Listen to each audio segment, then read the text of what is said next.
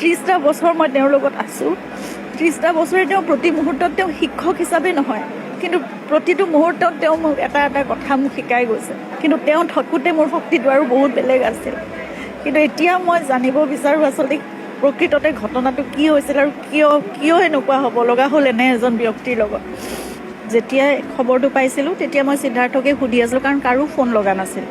পিছলৈ কাৰো ফোন মই একেবাৰে নাপালোঁ। মই ইমান চেষ্টা কৰিছিলোঁ, বিচাৰিছিলোঁ যে মোক আচল ঘটনাটো কি হৈছে কওক। মই কৰি আছিলোঁ ফোন, মই খবৰ তেওঁলোকৰ পৰাই পাইছোঁ প্ৰথম। তাৰপিছত আৰু মই কাকো ফোনত নাই পোৱা, একো মানে ইমান বিচাৰিছিলোঁ যে তেওঁ ভণ্টি আৰু মই ইমান ৰিকুৱেষ্ট কৰিছোঁ সকলোকে যে মোক এবাৰ দেখুৱাই দিয়ক অন্ততঃ কি হৈছে, কেনেকৈ আছে।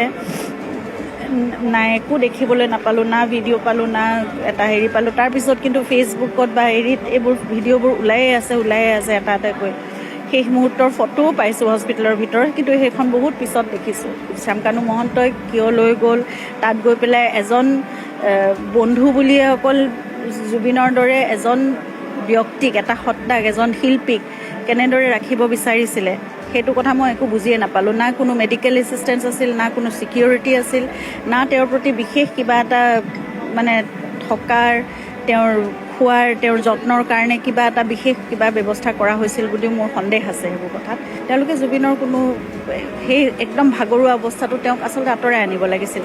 সেই সময়ত তেওঁক পানীত নামিবলৈ দিয়াৰ কোনো কথা নাছিল। সেইটোৱে মোৰ মানে জীৱনৰ কাৰণে মোৰ নিজৰ এটা খেদ থাকি যাব মোৰ লগত সদায়। জুবিনে আচলতে সকলোকে বিশ্বাস কৰিছিল। জুবিনে ইমানেই বিশ্বাস কৰে সকলোকে যে তেওঁৰ প্ৰফেশ্যনেল কামত মোক কেতিয়াও সোমাবলৈ দিয়া নাছিল।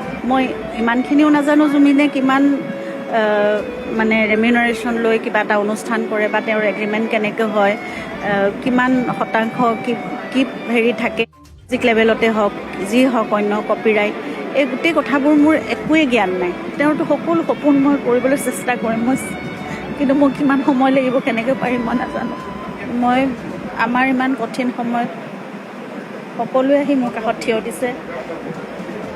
এইখিনিতো সকলো মই জানো জুবিনৰ কাৰণে মৰম মই পাইছোঁ সকলোৰে পৰা। মোকো বহুত মানে সাহস দিছে, শক্তি দিছে সকলোৱে।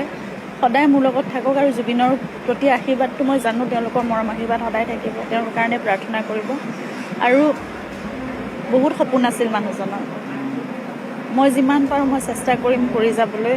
আপোনালোকৰ সহায় সহযোগিতা আপোনালোক লগত থাকিলে। আৰু নতুন প্ৰজন্মৰ কাৰণে জুবিনৰ বহুত সপোন আছিল আচলতে, প্ৰকৃতিৰ কাৰণে সপোন আছিল। আৰু প্ৰকৃতিকে ঈশ্বৰ বুলি পূজা কৰিছিল, সেইকাৰণে চাগে এতিয়া প্ৰকৃতিয়েও তেওঁক সিমানখিনি, বা মানুহকে তেওঁ, ৰাইজকে তেওঁ নিজৰ সকলো শক্তি বুলি ভাবিছিল, আধাৰ বুলি ভাবিছিল। সেইকাৰণে এতিয়া লাখ লাখ জনতা তেওঁৰ কাৰণে ওলাই আহিছে। গতিকে সেইখিনি থাকিবই তেওঁৰ প্ৰতি। আৰু তেওঁলোকে তেওঁৰ যিখিনি আদৰ্শ আছিল, নীতি আছিল, আজি যেনেকৈ অকল মানুহ ওলাই আহিছে, তাত কোনো জাতি ধৰ্ম কোনো ব্যৱধানেই নাই, তেনেকেই সদায় থাকক সমাজখন। মই সেইটোৱে বিচাৰিম। আৰু জুবিন তেতিয়াই মই তাক জানো, তেওঁ য'ত আছে সুখত থাকিব। সপোন আছিল ৰৈ ৰৈ বিনালে ছবিখনৰ কাৰণে, সেইখনৰ কাৰণে অকণমান ক'ব নেকি? আৰম্ভ হৈছে কাম, কালি ৰাজেশ দাদাই কৈছে বহু কথা। ৰাজেশ তেওঁলোকে কৰিয়ে আছে, সকলোখিনি কাম আৰম্ভ কৰিছে। আৰু সেইটো জুবিনৰ এখন মানে বহুত মানে খুব আশাৰ ছবি আছিল, বহুত আশাৰ কাম আছিল। একদম নিজৰ মানে সকলো দি কৰাৰ নিচিনা তেওঁ। আৰু যিহেতু এখন মিউজিকেল লাভ ষ্টৰী, এনেকুৱা এটা কাম তেওঁ কৰিবলৈ খুবেই মন আছিল। মিউজিকৰ কামখিনি খুব ধুনীয়াকৈ তেওঁ কৰি থৈ গৈছে। তেওঁৰ ভইচ ডাবিং কৰিব যিহেতু নোৱাৰিলে, সেইকাৰণে যিখিনি চাউণ্ড মানে কৰা আছিলে সেইখিনি আমি চেষ্টা কৰি আছোঁ, সেইখিনিৰ লগত কাম কৰিবলৈ, যাতে জুবিনৰ অৰিজিনেল ভইচটো অলপ হ'লেও ক'ৰবাত চিনেমাখনত থাকে। বাকী পষ্ট প্ৰডাকশ্যনৰ কামবোৰ চলি আছে। 31 তাৰিখে আমি উলিয়াবলৈ চেষ্টা কৰিম। তেওঁ যেনেদৰে পৰিকল্পনা কৰিছিলে কামবোৰ তেনেকৈ চলাই যাবলৈ চেষ্টা কৰিম।